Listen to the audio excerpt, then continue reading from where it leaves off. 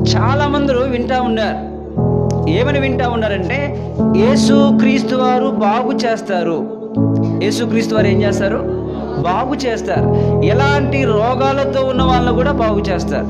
చాలా మంది కూడా యేసుక్రీస్తు వారి దగ్గరికి వచ్చేవారు. ఎందుకంటే చెవులు వినిపించకపోతే యేసుక్రీస్తు వారి దగ్గరికి వచ్చేవారు. చేతులు పని చేయకపోతే యేసుక్రీస్తు వారి దగ్గరికి వచ్చేవారు. కాళ్ళు కూడా నడవలేని పరిస్థితి ఉంటే యేసుక్రీస్తు వారి దగ్గరికి వచ్చేవారు. ఆ తర్వాత పక్షవాయువు కలిగిన వారు కూడా యేసుక్రీస్తు వారి దగ్గరికి వచ్చారు. అనగా చనిపోయిన వారు సైతము కూడా యేసుక్రీస్తు వారి దగ్గరికి తీసుకొచ్చారు.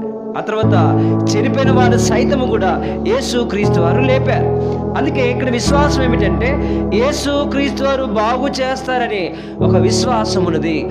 ఆ దినాలలో యేసుక్రీస్తు వారిని వెంబడించేవారు, యేసుక్రీస్తు వారి దగ్గరికి వెళ్ళేవారు. యేసుక్రీస్తు వారి చేయి తాకితే, యేసుక్రీస్తు వారి యొక్క వస్త్రాలు తాకితే బాగుపడిన వారు కూడా ఉన్నారు.